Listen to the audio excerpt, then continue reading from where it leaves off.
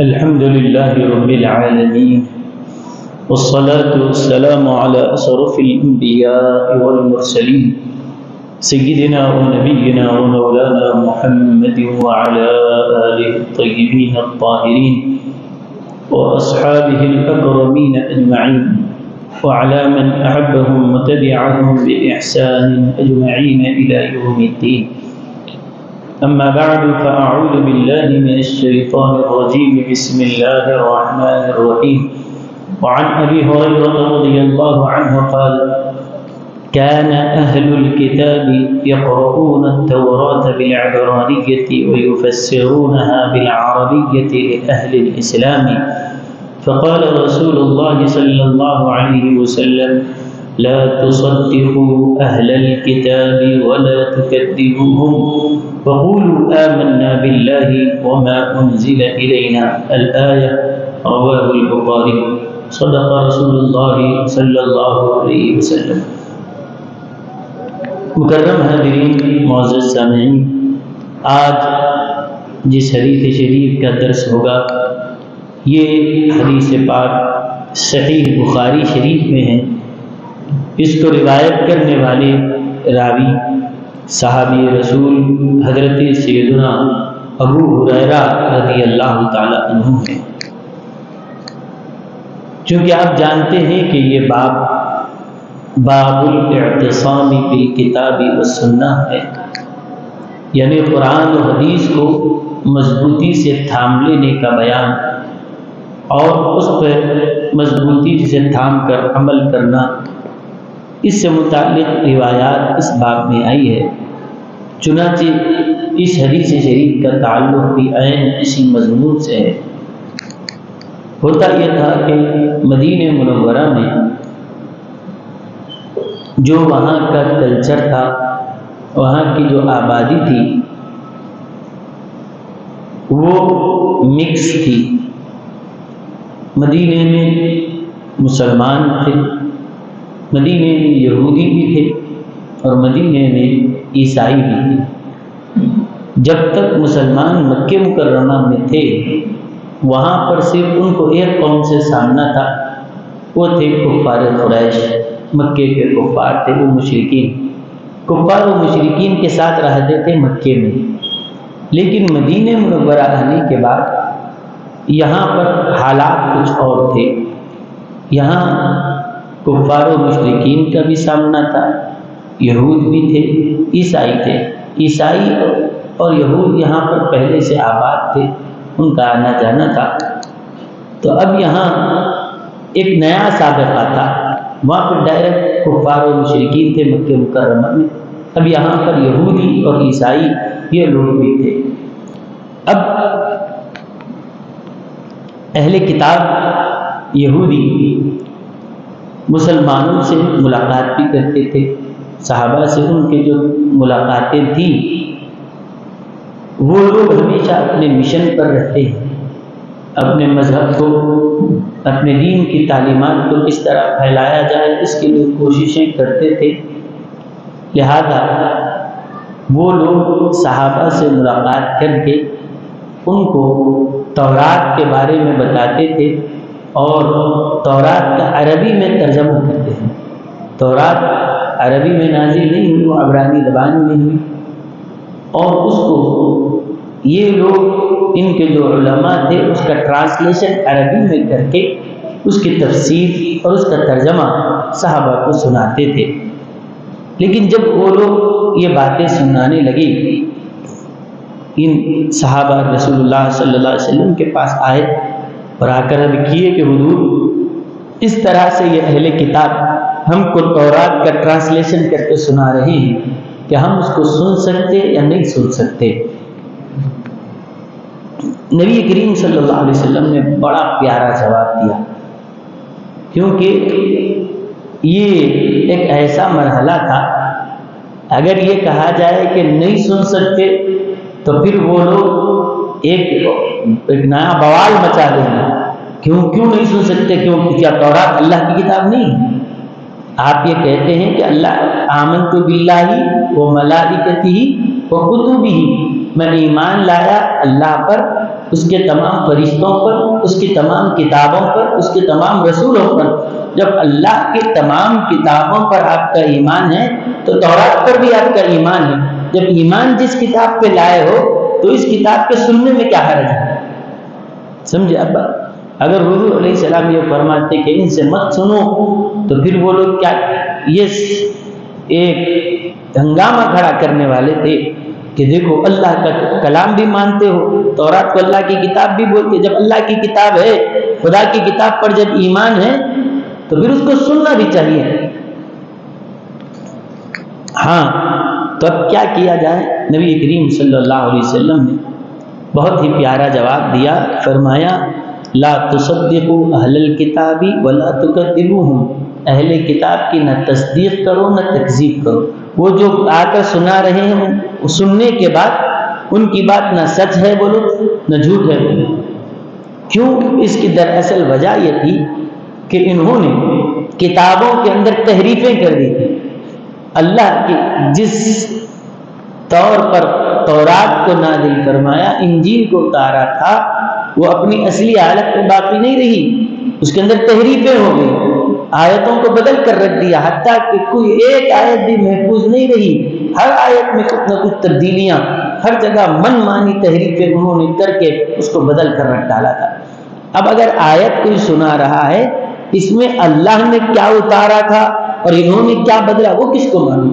ہر چیز میں مکس ہے۔ قرآن اللہ نے جو کتاب آیت اتاری اور پھر انہوں نے اس میں کیا دھاندلیاں کی ہے وہ کسی کو نہیں معلوم۔ اگر یہ کہہ دیا جائے جاؤ ہم اس کو مانتے ہی نہیں تو پھر ہمارے ایمان کا مسئلہ پیدا ہو جائے گا۔ اگر کہیں تم جو بولے سب صحیح تو اللہ نے جو چیز اتاری نہیں ہم اس کو مان لیے جیسا ہو جاتا ہے۔ اسی لیے حضور علیہ السلام نے فرمایا وہ جو بھی بیان کر رہے ہیں نہ اس کو سچا بولو نہ جھوٹا بولو، نہ سچ ان کی نہ تصدیق کرو نہ تکذیب کرو، چھوڑ دو۔ بلکہ پھر کیا کرنا؟ وہ لوگ پوچھیں گے آپ اس کو مانتے یا نہیں مانتے؟ آپ بول رہے ہیں یا مانتے تو مانتے لو، نہیں مانتے تو نہیں مانتے لو۔ لیکن آپ یہ بیچ اگر اس طرح سے بات کر رہے ہیں، نہ اس کی تصدیق کریں گے نہ تکذیب، نہ صحیح ہے بولیں گے نہ جھوٹ ہے بولیں گے، پھر کیا کریں گے آپ؟ یا تو سچا بولو یا جھوٹا بولو۔ حضور علیہ السلام نے ایک بہترین جواب سکھایا۔ کیا کریں گے؟ وہ اگر کوئی آج ہمارے سامنے تورات لے کر آتا ہے، انجیل لے کر آتا ہے، بولو تورات اللہ نے حضرت موسیٰ کو اتارا، ہاں اتاری۔ انجیل حضرت عیسیٰ کو اتری، کہاں اتری؟ پھر اس کو پڑھو۔ کیوں نہیں سنتے اس کو؟ کیوں بائبل نہیں پڑھتے آپ؟ تو نبی کریم اگر یہ کہیں ہم نہیں پڑھتے تو کہیں گے اللہ کا کلام نہیں پڑھیں گے۔ اگر کہیں گے پڑھیں گے تو پریشانی یہ ہوگی کہ اللہ کے کلام کو اصلی حالت پر رکھا ہی کہاں ہے، سب بدل دیا گیا۔ اب نہ اس کو مانا جا سکتا ہے نہ انکار کیا جا سکتا۔ کیا کیے؟ بس آسان جواب حضور علیہ السلام نے سکھایا، کیا؟ نہ ان کو سچا بولو نہ جھوٹا بولو، پھر کیا بولنا؟ قولوا آمنا باللہ وما انزل الینا، تم کیا لا رہے ہو، ہمیں اس سے غرض نہیں ہے، اللہ نے جیسے اتارا تھا ہم اس پر ایمان لائے۔ اترنے کے بعد تم نے تبدیلیاں کر لی، دھاندلیاں تحریفیں تم نے کر لی، ہمارا ایمان کس پر ہے؟ آج تمہارے ہاتھوں میں جو بائبل ہے، آج تمہارے ہاتھوں میں جو کتابیں لے کر تم بیٹھے ہو، ہمارا ایمان اس پر نہیں ہے، اس میں تو تحریفیں ہو گئی۔ ہم ایمان کس پر لائے؟ اللہ نے جیسے اپنے پیغمبر پر کتاب اتاری ہے، جس طرح سے اللہ نے توراۃ کو اتارا، جس طرح انجیل کو، جس طرح زبور کو، جیسے بھی جتنی کتابیں اللہ نے اتاری ہے، نازل فرمائی، ہم سب پر ایمان لائے۔ وما انزل الینا، اور ہمارے آقا علیہ السلام پر جو قرآن اتری ہے، جو ان پر اتری اس کو بھی مانے، اور ہمارے نبی سے پہلے جتنوں پر بھی اللہ نے کتابیں اتاری سب پر ایمان لائے۔ اور کس پر؟ جیسے اللہ نے اتارا اس پر ہمارا ایمان ہے۔ آج تمہارے ہاتھوں میں جو کتاب ہے اس پر ہمارا ایمان نہیں، بلکہ کس پر ایمان ہے ہمارا؟ ما انزل الیک وما انزل من قبلک، جو حضور پر اترا اور حضور سے پہلے جتنے پیغمبروں پر اللہ نے جو جو کتابیں اتاری۔ اسی لیے اس کے بارے میں یہ یاد رکھیں، اس میں تعداد کو بھی کبھی تعین نہیں کریں گے، یہ نہیں کہیں گے کہ اللہ نے 100 5 کتابیں اتاری یا 110 کتابیں اتاری، 110 کتابوں پر میں ایمان لایا، ایسا نہیں کہیں گے۔ کیوں؟ اگر اس سے زیادہ رہی کتابیں تو اس پر ہمارا ایمان چھوٹ جائے گا، اگر اس سے کم رہی تو جو اللہ کی کتاب ہے ہی نہیں، ہم اس کو اللہ کی کتاب مان لیے۔ اسی لیے ہمارے عقیدے میں جب ہم یہ کہتے ہیں کہ ہم اللہ کی کتابوں پر ایمان لائے تو گنتی کے ساتھ، تعداد کے ساتھ نہیں، بلکہ یہ کہتے ہیں کہ 100 کتابوں کو مانا، 200 کتابوں کو مانا نہیں، جتنی کتابیں اللہ نے نازل کی ہے سب کو مان لیا، جو بھی اللہ نے نازل فرمایا ہے سب کو مانا ہے، سب کو مان لیا ہے۔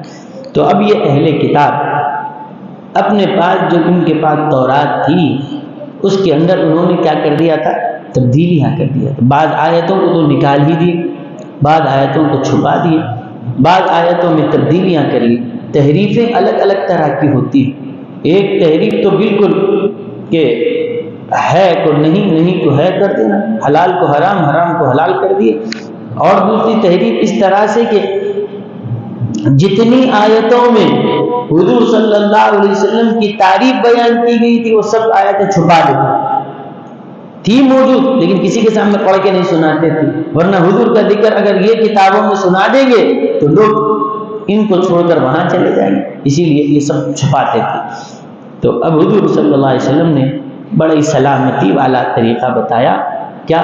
لا تصدقوا اہل الکتاب ولا تکذبوہم، نہ ان کی تصدیق کرو، نہ ان کی تکذیب کرو، ان کو سچا بھی مت بولو، جھوٹا بھی مت بولو۔ پھر کیا کرنا؟ سچا بولیں گے تو کیا ہو جائے گا؟ لوگ کہیں گے ارے ان کی کتابوں میں تو تحریفیں ہو گئی، ان کو سچا کیسا بول سکتے؟ اگر کوئی کہے تم جھوٹے ہو، وہ کہیں گے کیا اللہ کے کلام کو جھوٹا بولتے؟ تو اسی لیے نہ ان کو سچا بولو نہ جھوٹا بولو، پھر کیا بولو؟ قولوا آمنا باللہ، قولوا آمنا باللہ وما انزل الینا۔ اور دوسری بات یہ کہ ہم کسی کی سنیں گے بھی کیوں؟ ہم کسی کی سنیں کیوں؟ کسی کے پاس نہ ہو، ہمارے پاس کچھ نہیں ہے تو دوسروں کے پاس جائیں گے، ہمارے پاس خود اللہ کا کلام موجود ہے تو ہم کسی اور کی طرف جانے کی ضرورت ہے ہی نہیں۔ اسی لیے فرمایا آمنا باللہ وما انزل الینا، ہمارے پاس خود ہے، تم آ کے اب ہمارے پاس یہ اللہ کی کتاب بولنے کی ضرورت نہیں ہے، وہ ان کو بتاؤ جس کے پاس کتاب نہیں ہے، ہم خود صاحب کتاب ہیں، ہمارے پاس کچھ قرآن کریم موجود ہے تو ہم کو اب کسی اور کی سننے کی ضرورت نہیں ہے۔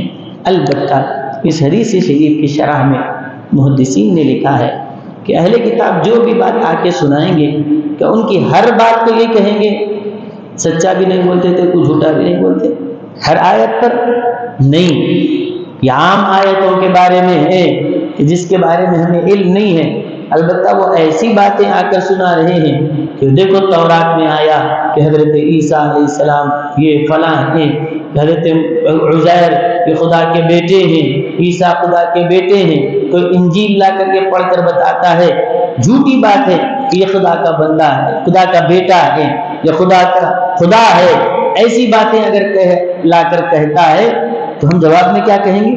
نہیں سچا بھی نہیں ہے، کوئی جھوٹا بھی نہیں ہے، یہ نہیں، یہاں کہیں گے یہ جھوٹا، کیونکہ یہ ہو نہیں سکتا کہ اللہ تعالی نہ وہ کسی سے پیدا ہوا ہے، نہ اس کی کوئی اولاد ہے، نہ اس کے کوئی ماں باپ ہیں، ہو ہی نہیں سکتا کہ کوئی خدا کی اولاد ہو۔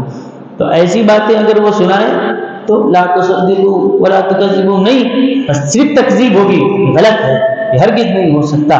اللہ اس سے پاک ہے، اللہ احد لم یلد ولم یولد، اللہ ایک ہے، نہ وہ کسی سے پیدا ہوا، نہ اس سے کوئی پیدا ہوا، نہ اس کا کوئی باپ ہے، نہ اس کی کوئی اولاد ہے۔ تو ایسی باتیں اگر وہ لا کر کہتے ہیں تو خاموش اختیار نہیں بلکہ کھل کر ان کی تکذیب ہوئی، نہیں ہو سکتا ہے۔ تو اب اس طرح سے وہ لوگ لا کر سناتے تھے۔ پھر اس کے بعد محدثین نے لکھا، حضور علیہ السلام نے جب فرمایا کہ یہ لوگ کیا کرتے تھے، تورات کا ٹرانسلیشن عربی زبان میں کر کے لا کے مسلمانوں کو سناتے تھے کہ دیکھو یہ چیز ہمارے پاس ایسی ہے، ایسی ہے، اللہ نے ایسے نازل کیا، ایسے نازل کیا، یہ کہہ کر باتیں بتاتے تھے۔ حضور نے فرمایا ابتدا میں کیا فرمایا؟ ان کو سچا بھی مت بولو، جھوٹا بھی مت بولو، بس یہ بولو اللہ نے جو اتارا ہمارے اس پر ایمان ہے۔ یہ پہلے کی بات تھی۔ اس کے بعد پھر اب حضور صلی اللہ علیہ وسلم نے فرمایا اب پہلے اجازت کیا تھی؟ سن سکتے مگر ان کی بات ماننا نہیں. پہلے اجازت کس بات کی تھی؟ سن سکتے. میں یہ اس لیے زور دے کر کہہ رہا ہوں کہ آج کل ہمارے بچوں کو عیسائی لوگ اپنے پاس کھینچ کھینچ کر، دیکھو یہ حضرت عیسیٰ کو تو مانتے ہیں آپ، کیوں پہ جو کتاب اتری ذرا اس کو بھی سنو، کیا بائبل میں کیا کہا جا رہا ہے، دیکھو انجیل میں کیا آیا، دیکھو تورات میں کیا آیا. بچوں کو دوستانہ ماحول میں لے کر کھینچ کر اس طرح کی باتیں بتائی جاتی ہے، سنانے کی کوشش کرتے ہیں. اور اگر سناتے وقت اگر کوئی پوچھے بھائی یہ سننا یا نہیں سننا، تو ہو سکتا ہے دلیل میں کوئی کہے دیکھو تمہارے نبی نے اجازت دی ہے سننے کی، مگر ماننا یا نہیں ماننا نہ اس کو سچا بھی نہیں بول سکتے، جھوٹا بھی نہیں بول سکتے. اس کا مطلب یہ ہے کہ سننے کی تو اجازت ہے، سننے کی تو اجازت ہے، لیکن یاد رکھیے یہ بھی ابتدائی دور کی بات تھی. اس کے بعد حضور صلی اللہ علیہ وسلم نے سننے سے بھی منع فرما دیا. سننے کی ضرورت ہے، کیوں سنتے ہیں؟ ہمارے پاس کسی چیز کی کمی ہے کہ ہمارے پاس اللہ کی سننا ہے، قرآن سے سننا ہے، ہمارے دین سے کسی اور کو سننے کی ضرورت نہیں ہے. وہ کہاں پر ہے؟ سنیے. ایک مرتبہ حضرت سیدنا عمر رضی اللہ تعالی عنہ تورات لے کے پڑھتے بیٹھے، تورات لے کر پڑھ رہے تھے، اور حضور صلی اللہ علیہ وسلم تشریف لائے. آپ نے دیکھا کہ حضرت عمر تورات پڑھ رہے تھے. ان کو کیا معلوم تھا؟ حضرت عمر کو اب تک کا حکم کیا تھا؟ بھائی ان کی بات سن سکتے مگر اس کی نہ سچ بولو، نہ اس کی تصدیق ہو، نہ تکذیب ہو، نہ سچا بولے نہ جھوٹا بولے. اس لحاظ سے حضرت عمر اس کا مطالعہ کر رہے تھے.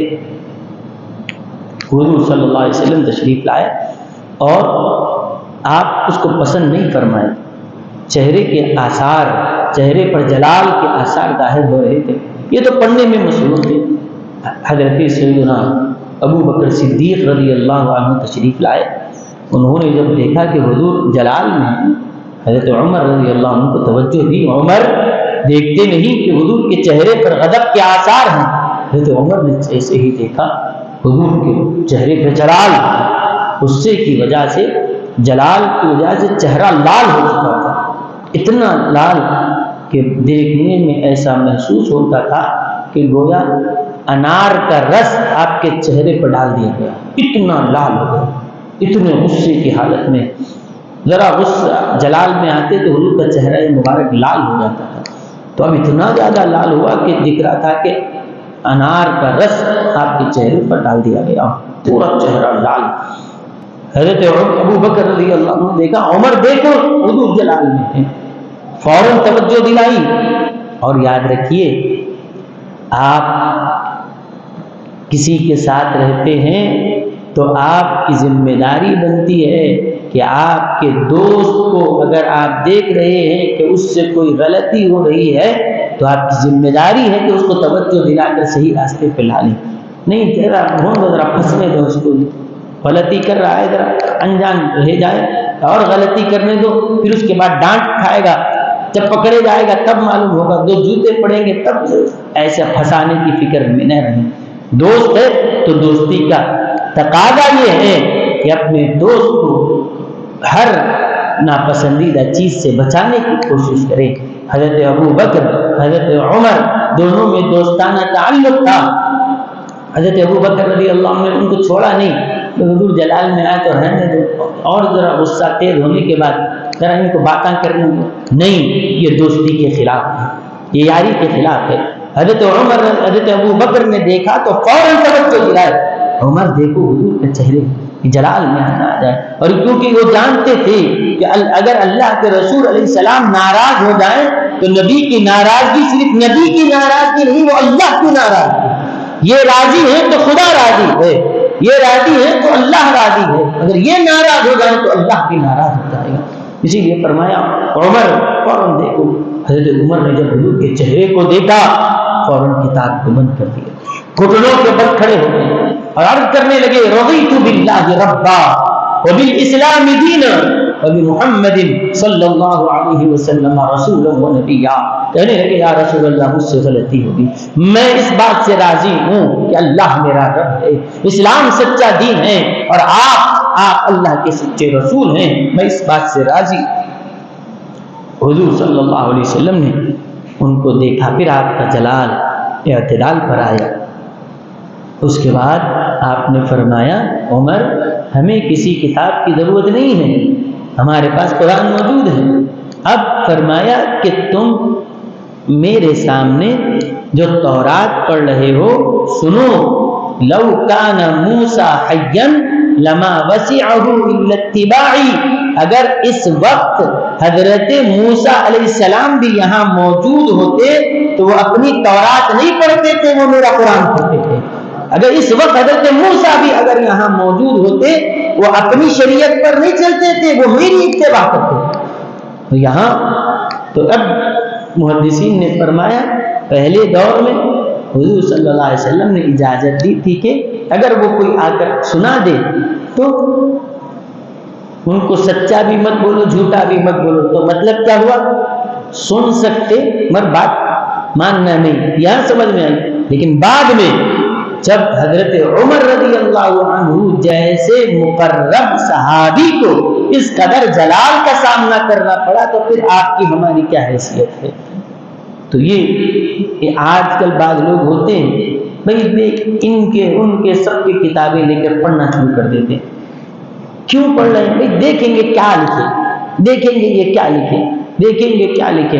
نہیں، کس مقام پر کہاں وہ جا کر آپ کو دھوکہ دے کر آپ کے ذہن کو بدل کر اور آپ کے دل میں کہاں شک و شبہ پیدا کر کے چلا جاتا ہے آپ کو پتہ تک نہیں چلتا۔ اب بتائیے کیا کوئی شخص یہ کہہ سکتا ہے کہ حضرت عمر جیسے صحابی تورات کو پڑھ کر کوئی ان کے لیے کوئی نقصان کا اندیشہ تھا؟ کیا وہ بھٹک سکتے تھے؟ کیا ان کو کوئی دین سے کوئی ہٹا سکتا تھا؟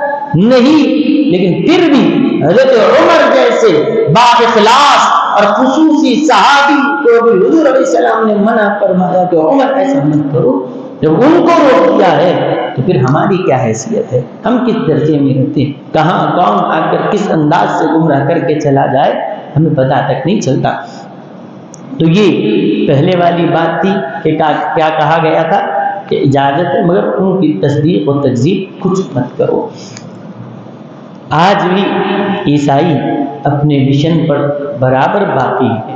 وہ ہمیشہ اکثر نوجوان بچے ہم سے پوچھتے رہتے ہیں کہ اس طرح سے وہ اعتراضات کیے جاتے ہیں۔ عیسائی مذہب کے لوگ اعتراض کرتے ہیں کہ دیکھو اسلام میں یہ ایسا کیوں ہے، یہ ایسا کیوں ہے، آپ کے نبی کے پاس ایسا کیوں، ویسا کیوں، طرح طرح کے اعتراضات وہ کر کے بچوں کے ذہنوں کو آج بھی خراب کر رہے ہیں۔ ان کے ذہنوں میں وسوسے ڈالے جاتے ہیں۔ یہ نئی بات نہیں ہے، ہر زمانے میں اس کی کوششیں کی جاتی تھی کس طرح سے ان کو اس طرح سے بدنام کیا جائے اور شکوک و شبہات پیدا کیے جائیں۔ ایک شخص بغداد میں تھا، اس نے عیسائی تھا، ایک مسلمان کو پکڑ لیا۔ ایک مسلمان کو پکڑ کر کہنے لگا کہ دیکھو حضرت عیسیٰ علیہ السلام افضل ہیں یا تمہارے نبی محمد صلی اللہ علیہ وسلم افضل ہیں، دونوں میں کون بڑے؟ اب مسلمان ہے کیا بولے گا؟ ہمارے نبی محمد مصطفیٰ صلی اللہ علیہ وسلم سارے نبیوں سے افضل ہیں۔ وہ بولا نہیں، حضرت عیسیٰ افضل۔ سنو میں دلیل دیتا ہوں۔ دلیل یہ ہے کہ آپ بتائیے کہ حضرت عیسیٰ علیہ السلام نے مردوں کو زندہ کیا، مردوں کو زندہ کیا۔ قرآن میں آیا وَأُحْيِي الْمَوْتَىٰ بِإِذْنِ اللَّهِ، قرآن میں کہا گیا کہ حضرت عیسیٰ علیہ السلام کیا کرتے تھے؟ مردوں کو زندہ کرتے تھے۔ اب یہ پوچھنے لگا ہمارے نبی تو مردوں کو زندہ کیے، لیکن تمہارے نبی تمہارے پیغمبر ابھی اگر کبھی کسی مردے کو زندہ کیے ہیں، اگر تم دلیل دے سکتے ہو تو مجھے بتاؤ، ورنہ یہ کہنا پڑے گا ہمارے نبی حضرت عیسیٰ تو مردوں کو زندہ کرتے تھے اور تمہارے نبی نے کسی مردے کو تو زندہ کیا نہیں، لہذا اب بتاؤ مردوں کو زندہ کرنے والا بڑا ہوگا یا وہ بڑا ہوگا جس نے کبھی مردے کو زندہ کیا ہی نہیں؟ ایمان عقیدت کی بات الگ ہے، محبت نہیں، انصاف کی بات ہے۔ حضرت عیسیٰ مردوں کو زندہ کرتے تھے، مجھے دلیل دینے کی ضرورت اس لیے نہیں ہے کیونکہ تمہارے قرآن میں ہے، قرآن میں خود آیا کہ حضرت عیسیٰ مردوں کو زندہ کرتے تھے، لیکن تمہارے نبی نے کبھی مردے کو زندہ کیا ہے تو بتاؤ، کہیں قرآن میں آیا ہے تو بتاؤ، یا کوئی حدیث میں آیا ہے تو بتاؤ۔ اب وہ بیچارہ بھولا بھالا مسلمان تھا، اس کو کہاں یاد تھا کہ کدھر کون سی حدیث میں کس معجزے میں کے بیان میں وہ پڑھا تھا۔ یہ بات ہے کہ حضور نے مردوں کو زندہ کیا، معجزہ ہے آپ کا کہ مردوں کو زندہ کیا، لیکن اب اس کو یاد نہیں آ رہا ہے۔ کیوں؟ یاد تب آئے گا جب کہ حضور کی سیرت پڑھا ہو، آپ کی عظمتیں سنے ہوں، بچپن میں سنائے گئے ہوں یا پڑھائے گئے ہوں، پڑھے گئے ہوں، تو یاد ہوگا کہ حضور نے کب مردے کو کہاں زندہ کیا تھا۔ ہے معجزہ یہ بھی کہ حضور نے زندہ، لیکن یاد نہیں آ رہا، وہ سوچ رہا ہے، سوچتے بیٹھ گیا کہ کہاں آیا، کدھر آیا، لیکن کچھ یاد ہی نہیں ہے، اس کو یاد ہی نہیں ہے۔ گھر والوں کے اوپر وہ افسوس کر رہا تھا کہ کاش میری دادی، میری ماں، میری نانی مجھے گھر میں بٹھا کر ان کی کہانیاں سناتی رہی، کاش وہ مجھے یہ سناتی کہ ہمارے نبی نے مردوں کو ایسے زندہ کیا تھا۔ وہ ایک معجزہ کوئی مجھے بچپن کوئی بیان کر دیا ہوتا، کاش کسی مسجد میں جا کر واعظ سن لیا ہوتا جہاں یہ بیان کیا جا رہا تھا کہ نبی کی یہ شان ہے، اس طرح آپ نے مردوں کو زندہ کیا، لیکن یاد ہی نہیں آ رہا ہے۔ اب اس کا ایمان خطرے میں پڑ گیا۔ عیسائی کہنے لگا یا تو یہ مان، یہ بتا کہ تمہارے نبی نے مردے کو زندہ کیا ہے، اگر نہیں بتا سکتا تو مان لے کہ حضرت عیسیٰ تمہارے نبی سے افضل ہیں، کیونکہ وہ مردے کو زندہ کرنے والے اور تمہارے نبی زندہ نہیں کرتے۔ بڑا کام ہوگا، بڑا وہ ہے جو مردوں کو زندہ کرتا ہے، بڑا وہ ہرگز نہیں ہو سکتا جس نے کبھی مردے کو زندہ کیا ہی نہیں۔ یہ تڑپ گیا، لیکن مجبور ہے، نہ دلیل لا سکتا ہے نہ کچھ کہہ سکتا ہے۔ اب اس نے کہا کہ پھر چھوڑ دے اس مذہب کو، آ جا، حضرت عیسیٰ افضل ہے تو پھر عیسائیت کو قبول کر لے۔ وہ لاجواب اس کو کر دیا۔ یہ بیچارہ تڑپ کر رو رہا، تڑپتے دل سے فریاد کی کہ اے اللہ اس وقت میرا ایمان، مجھے پتا ہے کہ میرے نبی افضل ہیں، لیکن اس وقت میں دلیل دینے سے قاصر ہوں، میں کوئی اس کو حدیث نہیں سنا پا رہا ہوں۔ اے اللہ اس وقت یہ عیسائی اس طرح مجھے اپنے جال میں پھانس لیا ہے کہ آج میرا ایمان یہ مجھ سے چھیننا چاہتا ہے۔ اے اللہ میرے دین کی تو حفاظت فرما، میرے ایمان کی تو حفاظت فرما۔ تڑپتے دل سے جب اس نے فریاد کی، اچانک دیکھا کہ ایک نورانی شکل والے بزرگ سامنے سے آ رہے ہیں۔ ان کو دیکھتے ہی دوڑا گیا، دوڑتا ہوا گیا، دیکھا سمجھا چہرے کا نور بتا رہا ہے کہ کوئی بڑی شخصیت ہے۔ فوراً گیا اور جا کر پکڑ لیا کہ حضرت کرم فرمائی، مجھے کوئی ایک حدیث ایسی بتا دو کہ جس میں یہ آیا ہو کہ ہمارے نبی نے مردوں کو زندہ کیا۔ آج یہ عیسائی میرے ایمان پر ڈاکہ ڈالنا چاہتا ہے، مجھے اپنے مذہب میں کنورٹ کرنا چاہتا ہے، بس مجھے بچا لو۔ آپ نے فرمایا دلیل دینا ہے، ٹھیک ہے چلو دیتا ہوں، میں دیتا ہوں دلیل۔ وہ گیا اور کہاں ہے وہ شخص؟ کہا یہ ہے۔ آپ نے فرمایا میں دلیل تو تجھے دے دوں گا، ایک دلیل بھی سنا دیتے کہ دیکھو فلاں وقت نبی نے فلاں مردے کو زندہ کیا تھا، بات ہو جاتی تھی، لیکن یہ دلیل کسی اور انداز سے دینا چاہتے تھے، کیونکہ دلیل اگر سنا دیتے تو جواب مل جاتا تھا، لیکن وہ جواب لینا نہیں چاہتے تھے جو مسلمان کے پاس آ کر اس کے ایمان کو چھیننا چاہتا تھا، اسی عیسائی کو اسلام میں داخل کرنا چاہتے تھے۔ کہا ٹھیک ہے جواب ایسے دیتا ہوں، جواب سننا چاہتا ہے یا دیکھنا چاہتا ہے؟ پوچھا اس سے، جواب ہونا ہے نا تجھے کہ ہمارے نبی نے مردے کو زندہ کیا، جواب سنتا یا دیکھتا؟ تو بولے کیا کرنا چاہتے ہو بتاؤ۔ وہ شخص کھڑے ہوئے اور انہوں نے کہا تو یہ پوچھنا چاہتا ہے کہ میرے نبی نے مردے کو زندہ کیا یا نہیں کیا؟ وہ روایتیں اپنی جگہ، وہ احادیث اپنی جگہ، جب وقت آئے گا تو سناؤں گا، لیکن سنتا کیوں ہے؟ ابھی تجھے دکھا دیتا ہوں، میرے نبی کا مقام تو بہت بلند ہے، میں ایک نبی کا ادنا غلام ہوں، چل بتا کس مردے کو زندہ کرنا ہے، میں اس کو زندہ کر کے بتاؤں گا۔ تو میرے نبی کا معجزہ کیا پوچھتا، میں بتاتا ہوں تجھ کو۔ وہ کہا چلو دکھاتا ہوں۔ ایک قبرستان میں گیا اور کہا کہ اس قبر کے مردے کو اٹھاؤ، پھر سوچا کہ یہ تو ابھی نئی خبر دکھ رہی ہے، ذرا اور جاؤں گا۔ اندر گیا، پورے قبرستان میں سب سے پرانی جو قبر تھی بالکل ٹوٹ کے کھنڈر ہو گئی تھی۔ اتنا یقین تھا کہ اتنے 100 سال پرانی قبر ہے، اندر کھودیں گی بھی تو ہڈیاں بھی ملنے والے نہیں ہیں۔ نئی قبریں نہیں، پرانی قبروں کے پاس، سب سے پرانی قبر کے پاس جا کر کہا کہ اس قبر کے مردے کو اٹھا کر رکھا۔ وہ گئے اور جا کر کہا، کچھ جو دعا پڑھنی تھی، جو کہنا تھا، کہا کہ اس رب کے نام سے میں تجھے اٹھنے کا حکم دیتا ہوں، زندہ ہو کر کھڑا ہو جا، کہ جس نے جو مردہ ہڈیوں کو بھی زندگی عطا فرماتا ہے، موت و حیات جس پروردگار کے ہاتھ میں، اس رب کا حکم ہے، اٹھ جا۔ جب حکم ہوا، قبر کے اندر سے ایک مردہ نکل کر کھڑا ہو گیا، قبر سے مردہ نکل کر کھڑا ہوا، اور یہ دیکھ کر حیران تھا کہ میں تو اس بات پر چیلنج کر رہا تھا کہ ان کا نبی زندہ کیے ہیں یا نہیں کیے ہیں، یہاں نبی ہی نہیں امتی بھی مردوں کو زندہ کر کے بتا رہے ہیں۔ یہ دیکھ کر حیران ہو گیا۔ اس کے بعد وہ مردہ کچھ دیر بعد کیا، اس کے بعد پھر وہ واپس جانا چاہتا تھا۔ اس سے کہا کہ اب زندہ ہے، چلا جا دنیا میں۔